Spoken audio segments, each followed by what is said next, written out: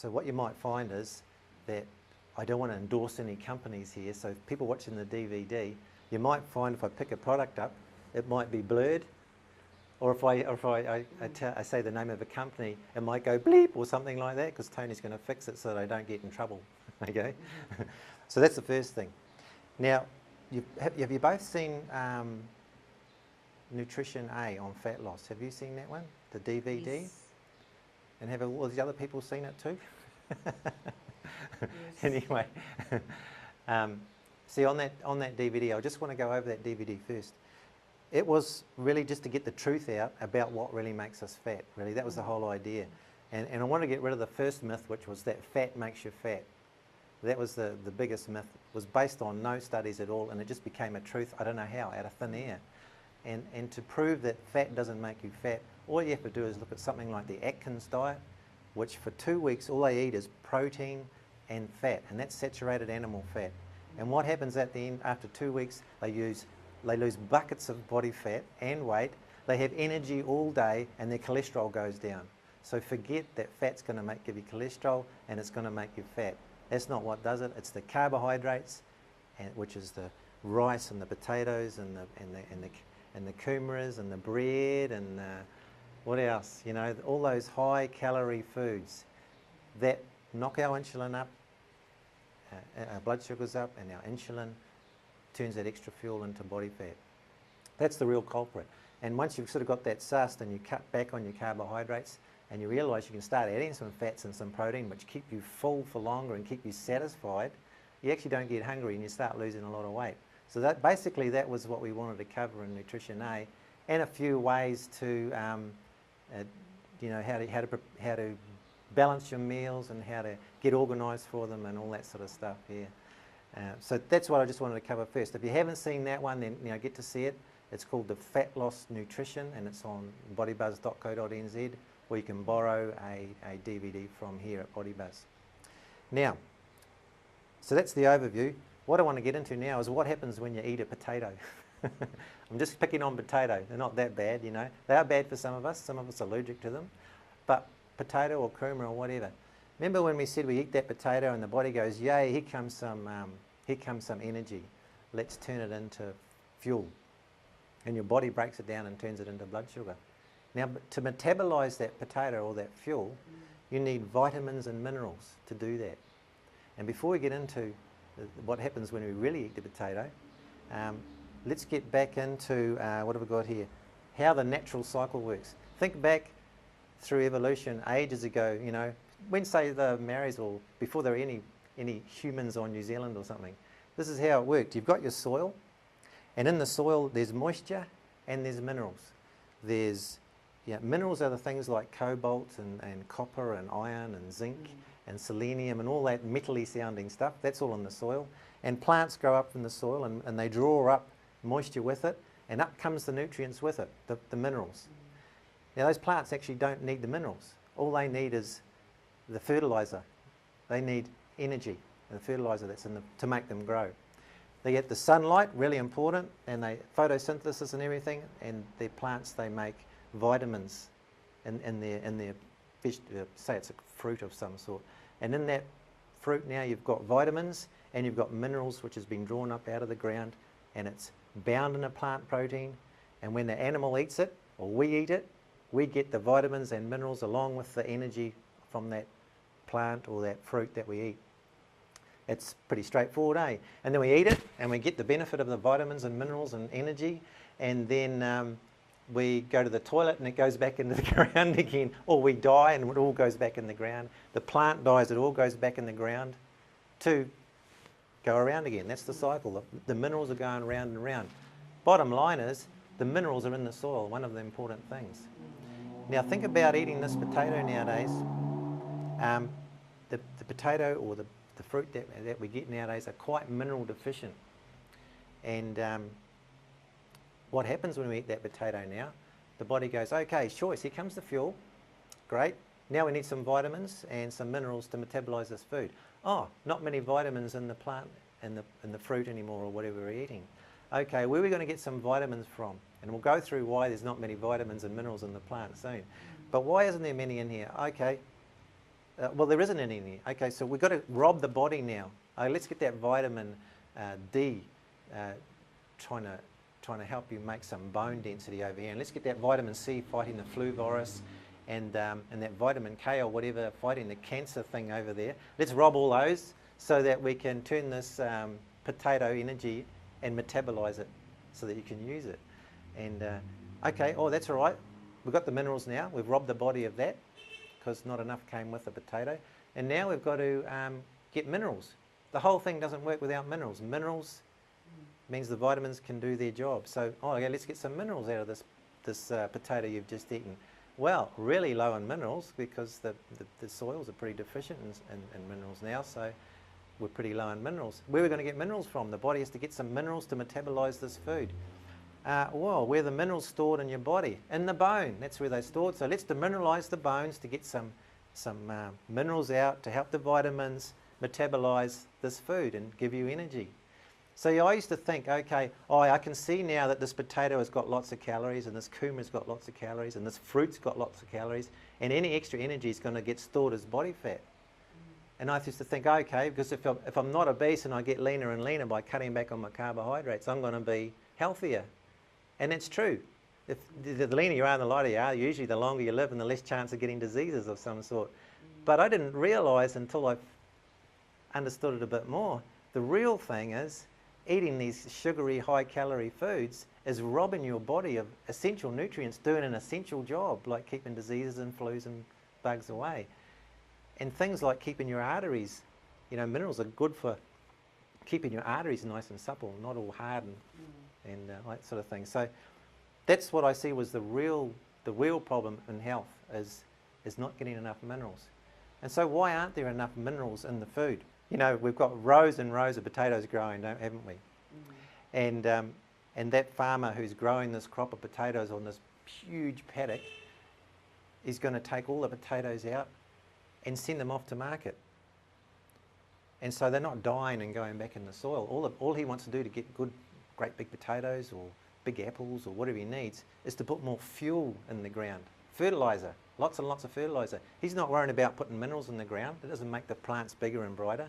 He's not worrying about putting any minerals or anything like that because he doesn't get paid on how much minerals and how much vitamins are in his plant. He gets paid on how big and red they look or how big and brown they look and what they weigh and if they've got no holes in them from bugs and all that sort of stuff. You see, that's what he's getting paid on. So he's interested in growing big plants and growing them fast and getting his money fast, which is fair enough.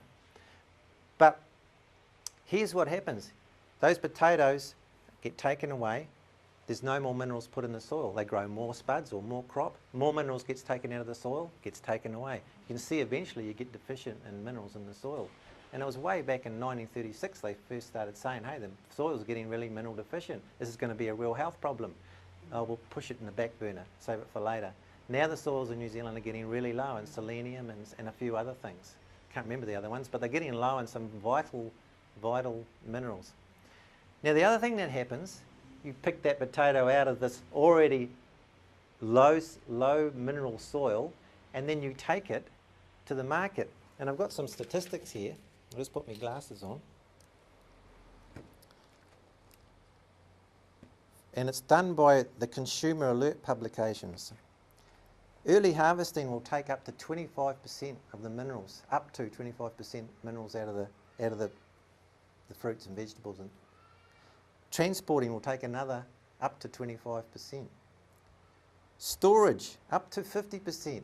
Remember, some apples are stored for a whole year. Remember those ones you get a little bit out of season that taste like flour or are like flour? Some of them have been frozen. Cooking, cooking takes out up to 50% of your nutrients out of the, so the longer you cook something, the more nutrients goes in the water and the more goes down the sink, sort of thing, eh? But did you know that freezing takes up to 83%?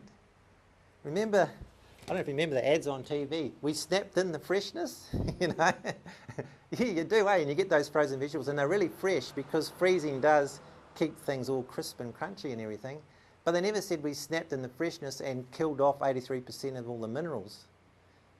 Because, good marketing, you wouldn't really say that, would you? And that's why they always say, go and get fresh stuff. The French, are quite who go shopping every day to buy their stuff fresh from wherever, and they pick it on or get it on the way home. They're quite healthy, you know, and they say, oh, it's the wine and it's all this and it's all that. But they don't really have a lot of frozen stuff, you know. And here we are, we have all this stuff sitting in the supermarket. Half the time it's all limp and floppy, you know. And what sort of nutrients is in there? By the time we get it home, put it in the fridge, and, you know, oh, we don't want to waste it, we'll cook that up. What are we really getting out of it as far as nutrients go? What other things? Canning, up to 83%. Over-processing, up to 100%. Refining, up to 100%. Pasteurisation, up to 50%.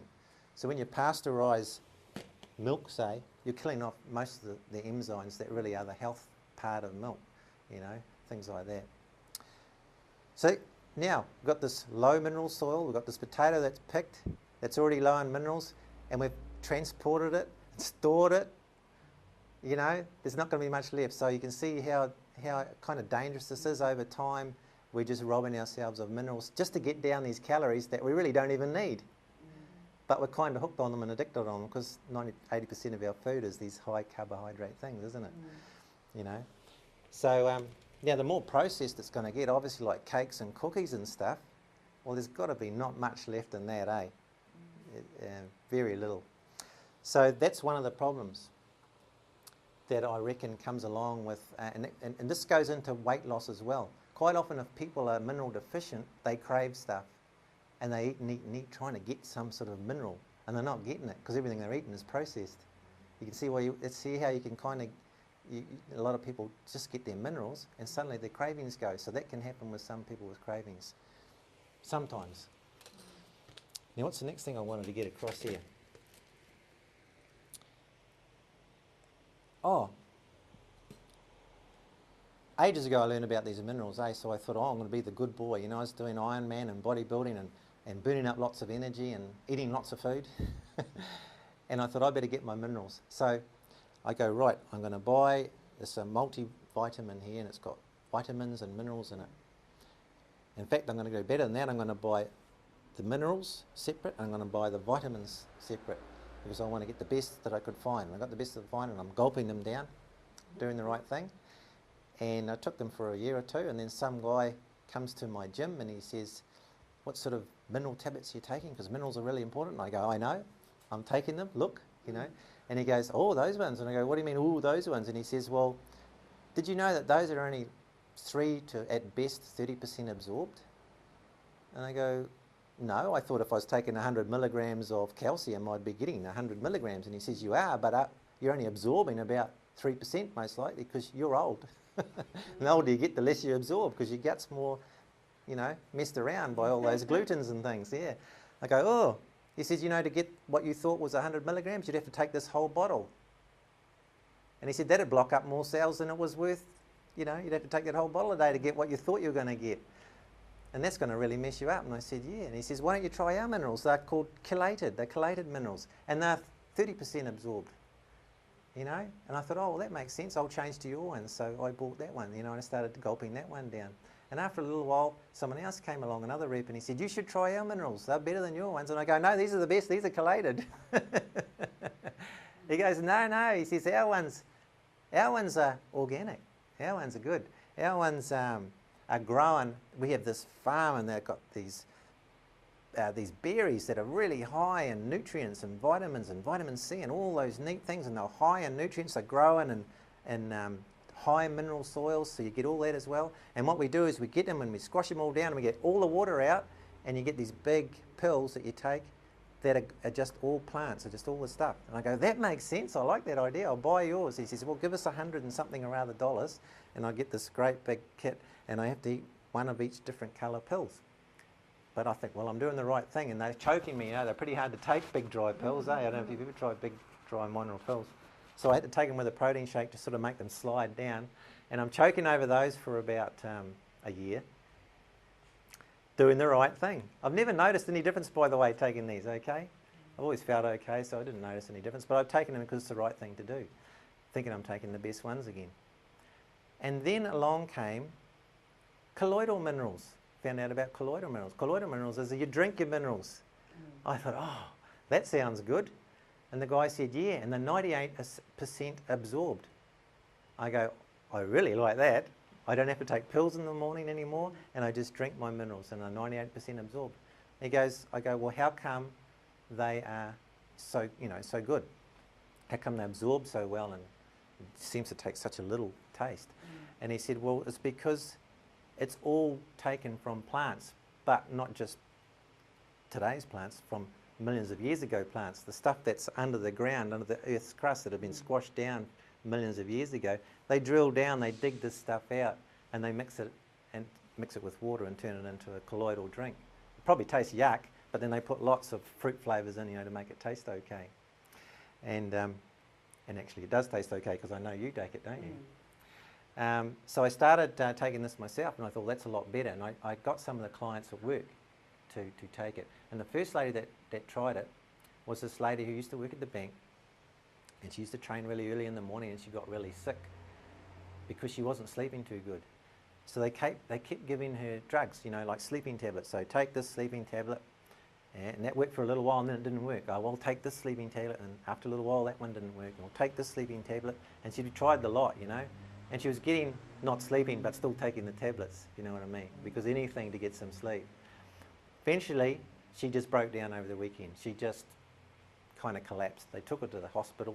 They said, you can't take these tablets anymore. They're killing you. Your body's just saying no to them. It's just had enough. It can't hack it anymore.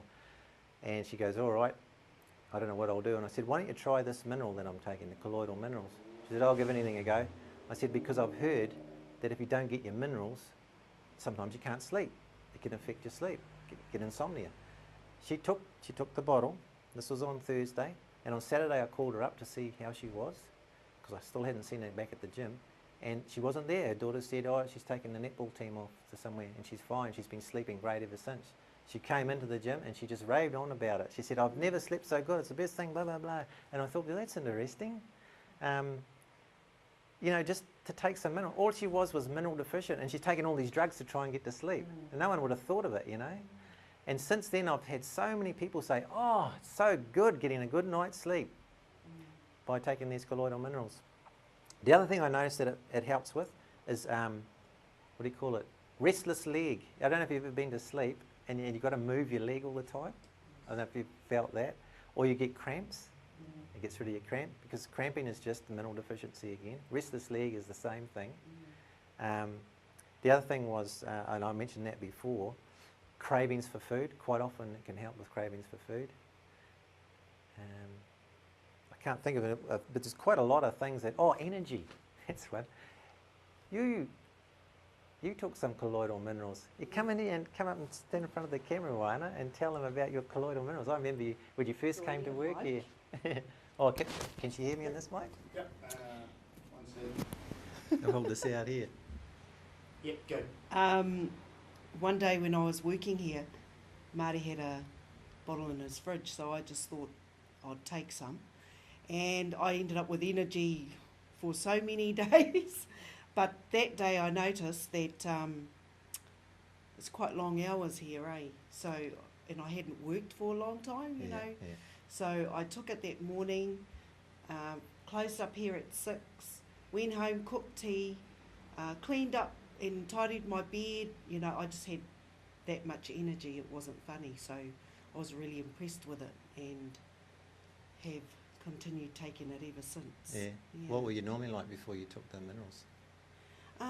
Probably around about 3 to 4, I'd start getting tired and, just collapse and have a little nap. Oh yeah, nap in the afternoon. Yeah. Nana nap. Yeah, Nana nap, sitting there, just sitting in the chair and like that. So since I've been taking the minerals, I don't get like that. Yeah. And I hear this all the time, mate. This sort of stuff. Yeah. Yeah, I'm a lot more enduring. I can endure the day a lot longer. Yeah. Well, thanks, Moana. Thank you. I hope I hold you up close enough. That was fine. Okay. Hey, I was doing a nutrition bee like this once before, and there's a lady who's watching me, and she's going, she only just got there, and she's going, like this, like as far away as you. I was sort of, should I slap her around? But we got to the bit where I usually give people some colloidal mineral to try, and they all had a sip and took it, and within 5 minutes, she was the most wide awake one there of the lot. She never yawned or had anything. She was just a box of birds. It was like, crikey, you know. So some people, all it is just a mineral deficiency, and the body's just hanging out waiting for something like that, yeah. Does that sort of thing happen with you? Yeah. So you never know. It's worth a try, eh? Now, how I came across these colloidal minerals, this is another, it's kind of another subject, but when my little boy was born, Caden, nothing wrong with his skin, he was fine. And here's a typical example of good marketing too. You know Plunkett. If you want to sell something to babies through Plunkett, you obviously go and market through Plunkett, will you? And that's what Johnson & Johnson does. Probably shouldn't say the name, we'll see. Johnson & Johnson said, hey, you know, use these products because they're especially for babies, eh? So I thought, I'll get the best for my boy. I'll get the Johnson & Johnson bubbly bath, and I'll get this and I'll get that, you know. And we got it, and we gave him his, and 1 year old, we give him his first bubble bath, you know, and Mum's there and everybody's there. Ooh, the baby's having its first bath in the bubble bath. And we put him in the water, and he screams his head off, you know, because he didn't like water, or he assumed. And now after about a day, the next day we noticed that he's getting a little bit of a rash. And the next day it's getting a bit bigger, and there's sort of a rash around here. And the midwife said, oh, it's all right, it's just a hormonal thing. And I thought, oh yeah, I remember my first baby had a hormonal thing like that. Yeah, it's probably what it is. Yeah. But it got worse and worse. And up until 18 months, this got worse and worse. And we were just beside ourselves. We used to, you know, when he was a baby, we used to put his arms down like this and had one of those big white Velcro strap things, and we'd sleep him this side, you know, and we had his arms down for a reason, because we didn't want him scratching himself, okay? And then we'd sleep him this way, you know. And quite often I'd get up in the morning and go in and see him, and he scratched himself, but not with his hands, with his chin. He'd been using his chin, and that was bleeding, and there's blood all over here. You know, it's just terrible. Yeah. Have you seen that sort of thing? Yeah, okay. Now we didn't realise at the time, but we were doing it to him every time we gave him a bath. We just didn't know. We just thought, well, Johnson & Johnson, it's a baby product, we're using the best thing. We never thought that there'd be chemicals that was irritating his skin. Yeah. And it wasn't until we got to Rotorua and we saw a friend, and we were sitting there having a cup of tea, and I was looking at her thinking, there's something different about this woman, I can't think what it is. And Gay finally bursts out, Vicky, your skin, it's so good, you know. And she said, oh, it's the products I've been using have been irritating my skin. I didn't realise, and I just changed, because there's some chemicals in you know, in shampoos and stuff that affect your skin. And I thought, oh yeah, we're a woman talking about skin now, boring again, you know. And then she said, and Luke's got rid of his eczema. And I went, doing. Got rid of it. What did you do? So I dragged it all out of her. She said, well, come and try this product here. It was a baby wash. And she said, what happens with most stuff is they've got something in it called sodium lauryl sulfate or propylene glycol. Those are two out of many, many, many chemicals that go in those sort of things. But those are two that can be quite irritating, and that's probably what's irritating his skin. I said, well, why didn't the doctors tell me this? And he says, well, because they probably don't know about it. They'd just go, what are you talking about? You know, maybe not so much nowadays, but then they would have. So we took this product home. She said, don't use anything else. Just use this on his hair and his body. And it was a foamer, and it came out in a foam. And within a few days, we could see there was an improvement. But we didn't get our hopes up, because with eczema, it comes and goes. I don't know if you're about that, you know. And you think, oh, I've got it. No, we haven't. Oh, we got it. No, we haven't, you know. But by 3 weeks, his whole body was entirely clear. There was no scarring. And it's got this beautiful brown skin, isn't he? Really, you know, nice olive skin. Yeah.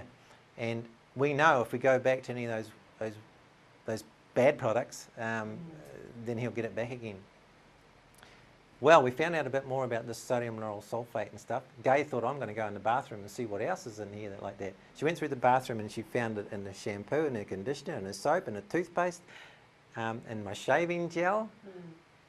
And she also found that the underarm deodorant had aluminium in it. So she put them all in a bucket and chucked them in the garage. And she said, right, I'm going to get the name of this company, I'm going to go and buy all this stuff, and we're going to use all this safe stuff. And that's what we've been using ever since, yeah. Now, the only problem we had was the bucket of stuff that we had in the garage. She didn't like to throw it out because some of it was new, but she didn't want to poison us because no one. So we left it there for ages, and I said, well, let's find someone we hate to give it to. But we thought, we don't hate anyone that much, so we dumped it. Or she might have given it to somebody who was just going to buy it anyway. They thought, nah, I don't care, we can use anything. We can put petrol on us, I don't care, And so we gave it to them. I think it went to somebody, who just couldn't handle throwing it in the dump. But anyway, so that was quite neat. And my niece also had a little boy who was 3 months younger than Caden. Same problem, lots of eczema. So we said, look, here's a bottle, try this. And it cleared up in 3 weeks too. And we've just heard the same thing over and over again from lots. We could have just stopped and just used water. We would have been better off. But you like to have the kids smelling nice after a shower, don't you? You don't want them just in water and no smell. You want a bit of a smell, a nice smell or something. Using that stuff on her baby. Who has? My niece, because her baby was starting to come up with lumps on her skin, then it was going all over her head. Yeah. We started talking to her about the products, and Carrie gave her the last bottle that she had, and plus the lotion, and her skin is beautiful. So skin's cleared up. But she's run out, but she's too scared to stick anything on. Yeah, you would be, eh? Yeah, because her skin is beautiful. Yeah. So half the thing that we're doing with our skin, you know how we get dry skin from soap or whatever? So they sell you something with sodium lauryl sulfate, dries out your skin. What do you need now? Moisturiser. Oh, we've got another sale for you.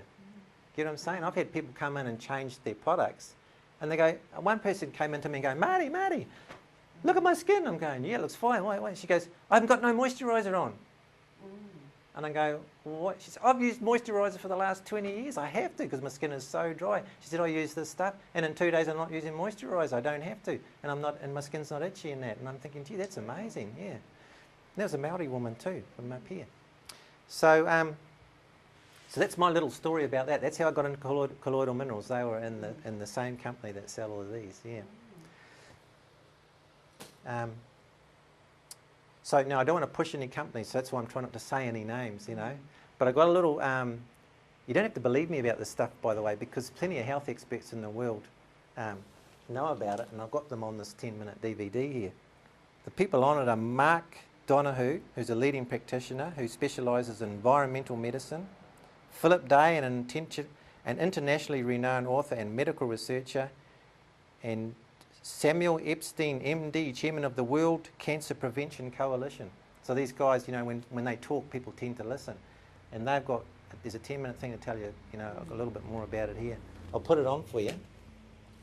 And for the people in the DVD, you won't be allowed to see this, but if you want to come in, you can just watch it here, or maybe I could loan them one or something like that, okay?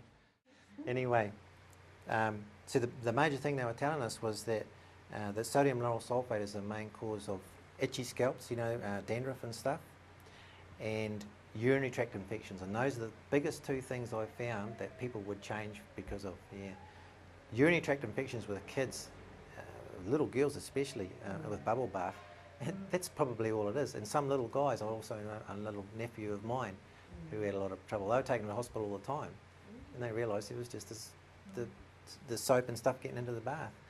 And a lot of women, urinary tract infections is simply because they're in a bath, or they're having a bubble bath, or even in a shower, it runs down your body, So this is what you do. We used to think the kitchen was a dangerous place, right, of the home. Well, no, I think it's the bathroom. You get up in the morning, and you go, right, think I'll go poison myself this morning. I'll get up, and I'll put some hot water on my face and put some shaving gel on, and guess what's in that? Sodium lauryl sulfate, and who knows what else. I haven't looked at it. And I'm going to shave all that, and once I've got that off, and I'm going to go and have a shower. And I jump in the shower, and I get under the shower, and I get this hot water on my head, which opens up my pores a little bit more, and I'm going to put shampoo on, and I'm going to rub it in as well. Sodium lauryl sulfate, propylene glycol, and I think about 800 other chemicals that we probably shouldn't be putting there. And then we're going to go wash all that off, and that, by the way, that's running down our whole skin surface. Now, I used to think the skin was a barrier, but no, it's just the biggest organ on your body, and it can absorb stuff all right. That's how nicotine patches work. That's how drugs and cream work. It just goes straight through your skin into your bloodstream, and just doesn't have to go past your liver or anything. It just gets there. And so now this sodium lauryl sulfate is getting into your system. It's going to get the body to do something with it. It's going to store it in your organs and the fat around your organs and those sort of places because it doesn't know what to do with it.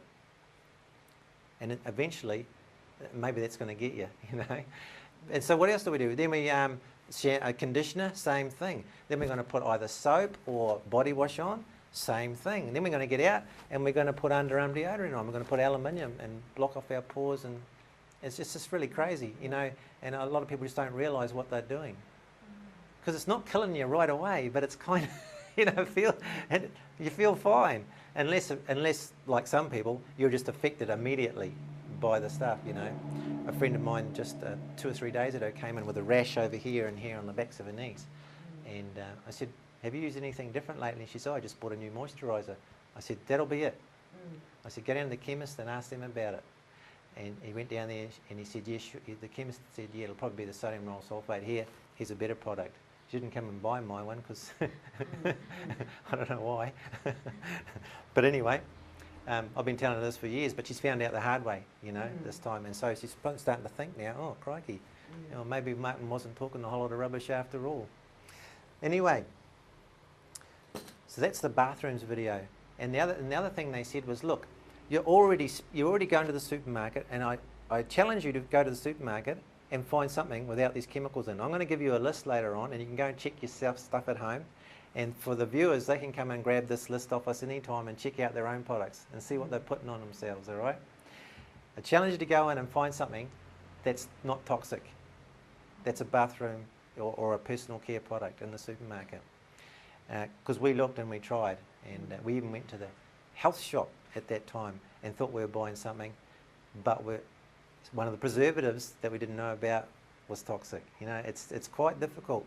Now, this company that I'm talking about has been going since 1980 something. It's been going about 20 years now, I think. And it wasn't a big thing at the time. Nobody really took much notice. But now people are getting more and more aware. And some heard a little bit of it, and some, you know, people haven't. But people are getting more and more aware. Now this company is taking off, you see, because they've been doing it for so long. They know what they're doing. They've been doing it for a long time. I'll just give you this little copy of this. You can take one of these home with you. I just got this off the internet. I'll just get my glasses on so I can read it.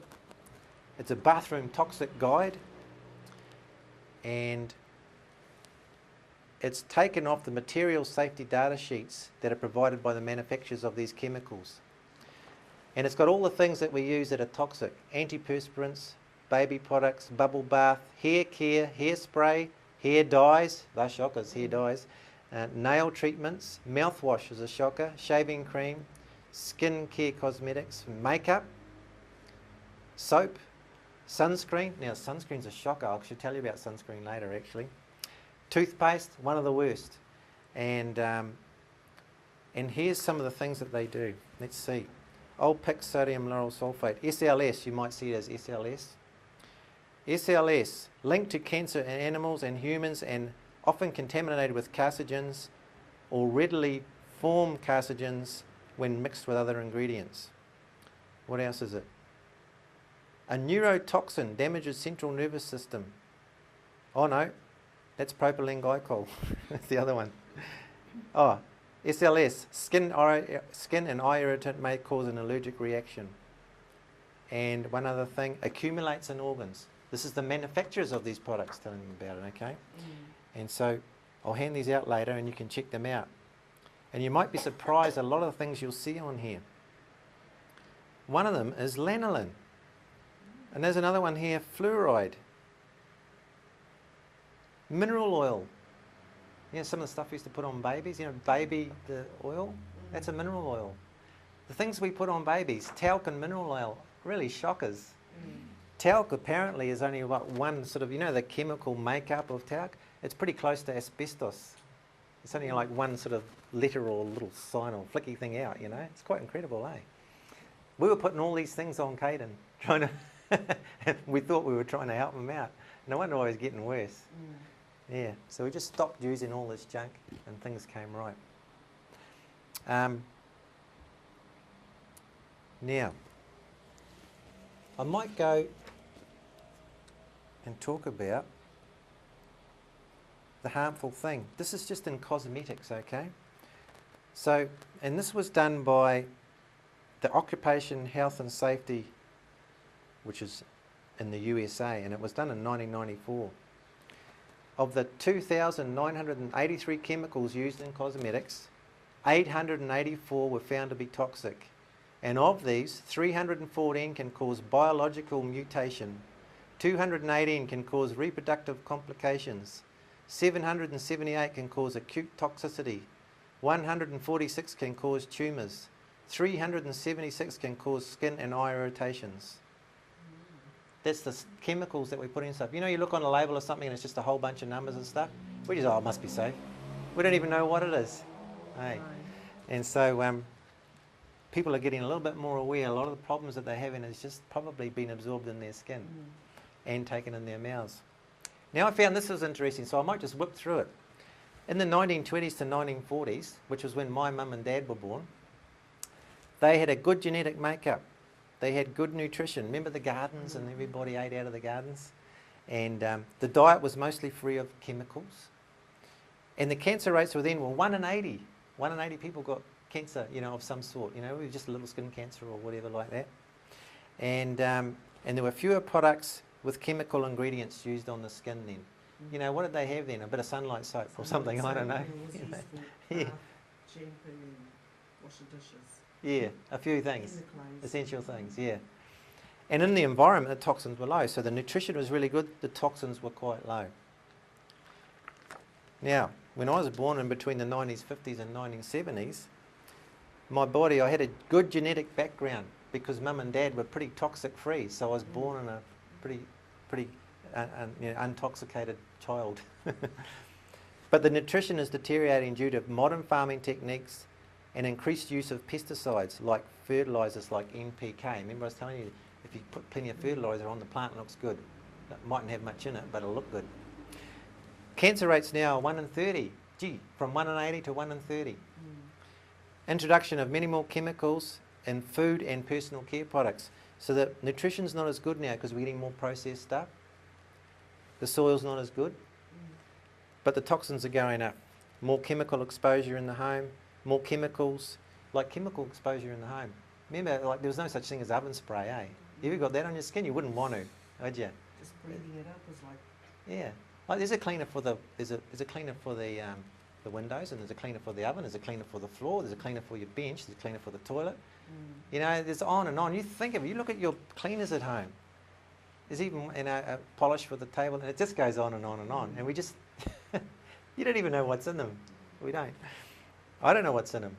Vinegar and baking soda. And that's why a lot of people just use things like vinegar and baking soda, yeah. And they come up with all sorts of things now. You know, I saw a study, and they had this bacterial spray thing, and they wiped the bench to see how much, you know, bacteria was on it and then how much it took off. And it was 99%, and they killed the germs 99%. I thought, wow, that's good. So they got straight water to test it against straight water. They sprayed the straight water and then wiped that off. 99%, exactly the same. Water's just as good as that, yeah. Wasn't that interesting? So it might have just depended on how much rubbish was on the rag we wiped it with, maybe. Who knows? Yeah, okay. Now, there's possibly poison through ignorance and dangers of pesticides and herbicides and lead and many other chemicals introduced after World War II. Okay, so the nutrition's deteriorating, the toxins are going up. But when my kids were born in between the 1980s and 2000, look, the nutrition's really low and the toxins are really high. And so what happens now, due to parents' chemical exposure, genetic strength may be compromised. So mum and dad, like me and my wife, we've got all these toxins in us through our 20 or 25 or 30 years, and now we're having a baby, and those toxins that we're putting on our skin are going to the fetus. And so they're already born with a genetic strength compromised. They're already born with, you know, the cup half full of toxins. And it doesn't take much to tip them over. You and me might have been in a handle a bubble bath, but they can't. It's knocked them over the edge. And that's why we're getting these eczemas and glue ears and all sorts of things happening. Okay, the body is under constant onslaught of chemicals from products we place on our skin and in our mouths, and over 350 chemical additives added to our food. And this was done in about 98, so who knows what's getting in there now. A very processed diet now, and that's one of the problems with our fat gain as well, a highly processed diet. The cancer rates are 1 in 3. So it's gone from 1 in 80 to 1 in 30 to 1 in 3. And they're saying it won't be long, it'll be 1 in 1. So it's not far away from that if we carry on this way we're going. So most soils are very mineral deficient. Constant exposure to toxins in the home from a very early age. So if you've washed the floor and the baby's crawling around on it, you're getting it. You're taking your stuff out of the dishwasher. How much detergent's still left on there? How toxic is that dishwashing powder? Chemical production was 600 billion pounds annually. So children now are more susceptible to a variety of conditions, have to deal with a huge amount of toxins. The result is much more ill health in children and in adults who also have to cope with this high stress environment, hence the need for nutrients much greater, but their availability is far less. So, you know, like we're not getting the nutrients in our food and we're processing them, any last nutrients sort of out, and then we're bombarding ourselves with toxins. We've just got nothing to, you know, no wonder why, you know, sickness is going up. Yeah. So that's why I really promote, if you're going to get anything, there's some things you need to look at, and I reckon the bottom line is if you get nothing else, get a colloidal mineral. At least look after your minerals. It's like if you build a house, you know, you're not going to build it on sand, you want it on something solid, and the foundation for good health, I reckon, is minerals. And these colloidal minerals have all the minerals, and they're organic, and they're toxin-free, you know, pesticide-free or whatever, and they're 98% absorbed, just like if we're eating the plant. So I reckon that, you know, we're going to try and eat correctly. That's good, you know. If you want selenium, you know, go and get some Brazil nuts or something, and if you want calcium, you know, go and get your broccoli and all that sort of stuff. That's great, but I don't think you're really going to get enough. Not to protect ourselves from the continual bombardment we do. And the other thing you can do is change your products. Go from the unsafe ones, buy the safe ones. You're already paying for them, so you might as well just buy the safe ones. Look after the companies who are interested in your health, not the ones who are interested in the bottom line. You know, like a bottle of shampoo, there's probably 15 cents worth of stuff in it, because what you're paying for is the marketing, the plastic, and they reckon the top has got more value. The plastic top is worth more than the entire ingredients of a shampoo bottle. So, you know, what you're paying for is marketing. And everyone knows here that you can buy, you know, it's all about marketing, right? You can buy the very best products that could be some makeup or something that's worth $200, and it actually could have more toxins than the $10 one, you know, from something that hasn't got the marketing. This one, it could actually be better than that one. And I've seen a lot of people buy really expensive makeup and special stripping stuff and all this, and end up with pimples and stuff and a reaction from it. Oh, brass me off, I spent $200 and all that, you know. So, and everybody's had these sort of things happen, yeah. So, what else have I got on this list here? I want to make sure I've got covered the whole lot. Oh, the vitamin D in the sun. If we've got time for it, I'll add the side on now.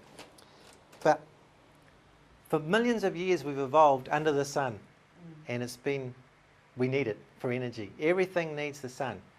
Now, just to let you know, the sun beating down on your skin has this reaction, and you make vitamin D. Your body makes vitamin D. The best form of vitamin D to get is from the sun. You can't grow bone without vitamin D. Okay, just keep that in mind. Vitamin D is one of the things you need to grow bone. You need calcium too, you know, that's the big one everybody thinks you need to get. But you need, you know, boron, and you need selenium, and all sorts of other things to grow bone. It's not just one mineral. You also need vitamins and stuff like that. But vitamin D, natural vitamin D, is essential. And one day somebody decided that the cancer rates are going up, the skin cancer, and they decided it was all the sun's fault. Because, you know, and it's true, if you get sunburnt, you damage your skin and you increase your chance of getting skin cancer. But they decided, you know, the sun is so bad you shouldn't even like just whip through it for a minute. You should just be putting a sunscreen on 10 minutes before you go out, and you should be slapping it on all the time. So you're covering your skin so you don't get any UVA and UV light on your body, and you'll be right. But the stuff we're putting in our skin is quite often more toxic than what you'd get from the sun. And if you have a look at sunscreen, guess what's got in it sometimes, okay? Now there's two types of sunscreen, and you can avoid one and you can try the other one. There's two types of ways sunscreen works. I'm going to tell you about the one where you rub on your body and you go out in the sun, the UVA and UVB rays come and your skin absorbs it. The stuff that you put on your body absorbs it. Where it goes from there, I don't know, but that's the shocking one. You're absorbing it, okay? Now the safer one is to put the kind of the zinc. the sunlight comes and it reflects off. Now that's a safe way. It's like having something over a covering that reflects off. But usually the zinc ones and those sort of ones kind of make you look white, like I say. So a lot of people don't like that. They like the ones that disappear, Yeah. But be wary of the other ones. That ever since we've stopped getting out in the sun, stopped getting sunburnt, put on more suntan lotion, the skin cancer rates are skyrocketing. And so what they say, you need more sunscreen, sell more sunscreen. But just give that a thought. And what I want to do is kind of get people aware and get them to check all this stuff out for themselves. Because if you get on the internet and you start looking, you'll see, oh my God, I can see where we've been going wrong here. Now for good health, and actually they've even proven now that if you've got skin cancer, or haven't got skin cancer, but you want to avoid it, the best thing you can do is get out in the sun for 5 or 10 minutes, as much exposure of skin to the sun in the middle of the day, not that morning or the afternoon, because you've got more risk at either end. You want it to be high noon, you want it to be hot, streaming down without all the ozone layer and the filtered out, see, coming from the edges of the world. You want it coming straight down on you. You want to be in the middle of the day, 5 or 10 minutes, to get your UVA and your UVD, and that will, your UVB I should say, and that actually protects you from skin cancer. And they're actually using it to heal skin cancer, okay? It's high noon. They're using... Yeah, middle of the day, opposite to what you think. They used to say, stay away from it from 10 till 4 or something. Stay out of the sun then, all bad because it's really hotter in the UVA and UV, whatever, Because they go, okay, the world is stupid, this is what they're saying. You are all stupid and you'll go out in the sun and you'll get sunburn. Because we're all stupid and do that, apparently, We think, I don't know, I go out in the sun and I go, I'm starting to get pink, it's time to cover up. Yeah. And I think most of us are pretty sensible like that. It's just the kids, and it's up to us to say, okay, put something on, isn't it? But they say, no, we're all stupid. Put the sunscreen on before you go out and have it on all day, and then you don't have to be, you don't have to think. You can just stay stupid, and you'll keep the sun off you. That's fine. Never mind, you're not getting your UV rays. You're not getting your vitamin D, your natural vitamin D. And we're demineralising bones as well. Remember, it's coming away because we're eating food and there's no minerals in it. So we're demineralising our bones, and we've got no way of making more. So we go to the doctor and get some drugs or something. It doesn't fix the problem. And so what we should do, and what I've done, is stopped using suntan lotion, except for on my face. Yeah. I use this non-toxic one. The same company make a non-toxic suntan lotion. It's probably a Flector one. Makes my skin a little bit white, but I'd rather not have sunburn. And I make sure, if I can, get some sun exposure, You're supposed to get 10 minutes a day, 5 to 10 minutes a day. I can't get that much. So, because I'm in here all the time. I could take my shirt off and go out there, but I might get arrested. So I just take vitamin D3. It's quite cheap. And this one's from Nutrilife. I could probably say that. That one there. But you can just go to the chemist and buy vitamin D3. And it's actually, some people say, you don't overdose on vitamin D, but it's actually quite difficult to overdose on vitamin D, yeah. Now with the sun, you can't OD on vitamin D. You can't get too much because your body, once it's got enough, it's got this process where you just can't absorb any more vitamin D. So staying out longer in the sun will just get you burnt, which is crazy, But you really want to get as much skin exposed in the middle of the day as you can, before you get burnt. Get a little bit pink, get out of it. And you'll increase your health, you'll increase your vitamin D, and you probably won't get colds and influenzas and things like that. You know how we get the change of the season, everybody gets it and they think it's because I'm touching something? They reckon that is there in you all the time. But when you get low in vitamin D, you get it. And apparently the latest information is, if you get a cold or influenza, take lots of vitamin D and you'll knock it on the head. Yeah. And I can't remember the exact amount, and don't quote me on this, it might be about 5,000 IU, but I don't even know what that is, okay? So, yeah. Check it out for yourselves and find out from us, and I'll give you sites that you can look at to find out exactly how much you need. Apparently it works pretty good, and there's quite a few videos on YouTube now about vitamin D, and lots more exciting things about it as well. A natural way of healing the babies when they got yellow jaundice. That's right, they put them out in the sun. Put them in the sun. Yeah. And that's how I did all my kids. Now I think the other thing was tuberculosis or something like that. They used to put them out in the sun as well. Yeah, vitamin D. They didn't know at the time what it all was. They just knew the sun helped. Yeah. Well, it's probably because they're making vitamin D. Now, by the way, if you go out and you get in the sun and you get a bit sweaty, don't go and wash off straight away, because it takes a little while for it all to work. Just have a shower at the end of the day like normal, okay? Yeah. I think I've covered everything. Yep. I've covered enough anyway. So thanks for your time, guys, and I hope this has been some useful information.